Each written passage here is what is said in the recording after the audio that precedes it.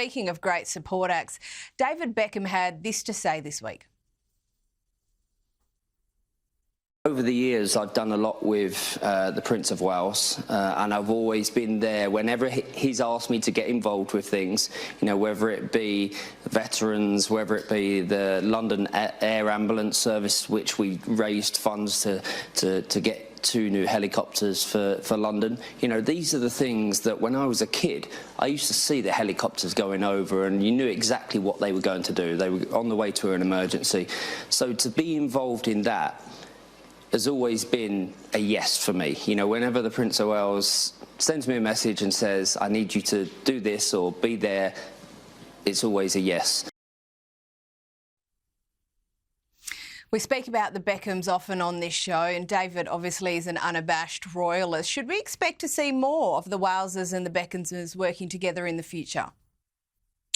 Well, it's a good double act. I've certainly seen it up close and personal when I've been on engagements with Beckham and Prince William, and some unfair commentary I think over the week saying that he's just hankering for this knighthood that he's been sort of left hanging over the last few years because he made some unsavoury comments about the Honours Committee a few years ago. But one thing is for certain about David Beckham, and he said it himself, he gets very emotional when talking about the royal family and his family history. He said his mother and his grandparents would have been very, very, very proud of him as well. One of the first things he did when he was made an ambassador of the King's Foundation was to ring his mother, and he said she was in tears. And I think for Beckham, certainly, I mean, he's had all the plaudits in his sporting life. He's been a superstar in his business ventures, but he's got a huge affection and affiliation with the royal family. And I think when they come together, they use the sort of star quality of them both. And that moment that he was talking about raising money for the London Air Ambulance is a hugely important charity, not only just in the UK, but across the country. He's got together with Prince William. And if they come calling, he will be there. And that's great to know. Very genuine friendship, it seems. Now, Burns Night was celebrated in the UK this week, and it included the release of a new portrait of the King. Russell, for our Australian viewers, can you tell us what Burns Night is all about and why is it celebrated so broadly, including by the royal family? Well, it's a great excuse for a get-together and a party, you know, and it happens every year. January 25th, the Scots get together to commemorate the sort of life and legacy of their own bard, Robert Burns. And the King and Prince and Princess of Wales were celebrating over the weekend as well. The King released a new photograph taken by Millie Pilkington, who your viewers will know because she's had such a great working relationship with the Princess of Wales over the last couple of years. And this is an opportunity for the royal family, as we saw in a video that a Prince and Princess of Wales put out, to celebrate, you know, Scottish culture. And it's something very, very important for the royal family. Of course, we saw that really played out when the late Queen passed away in Scotland. The commemorations in Scotland, the royal family held in high esteem in certain quarters in the country. And I think the respect is certainly mirrored by the royal family as well.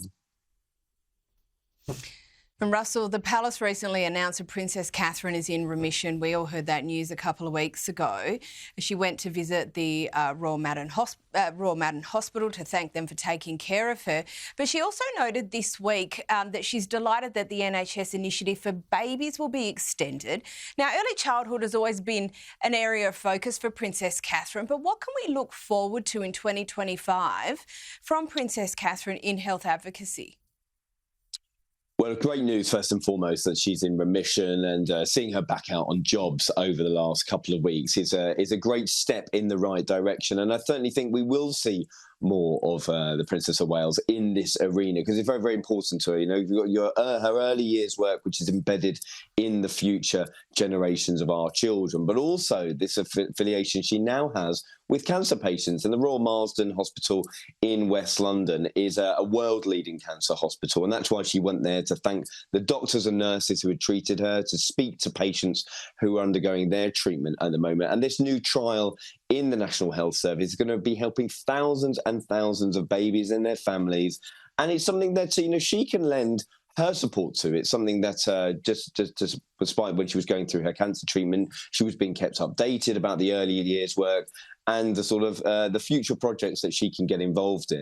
And whilst it might still be, you know, baby steps for her to be getting back to work, I do think that she'll be maybe choosing the pillars of her work more carefully. So maybe less is more, but when you look to the future over the course of the year, I definitely think we'll be seeing her operating in this arena a lot more. And just one last thing before we go. We've got about a minute left. Today's Australia Day. And we understand there's a bit of a rumour that Zara and Mike Tindall may be considering a move to Oz. Is there anything in this, Russell?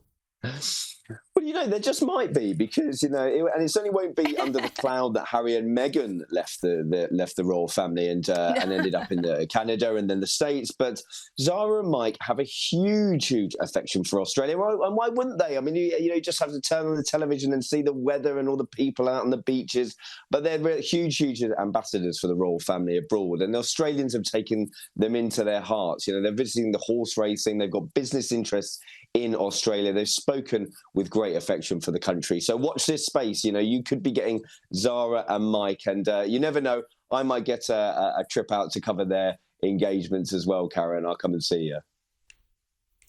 Well, you would all be very welcome here, I can assure you. Russell Myers, thank you so much.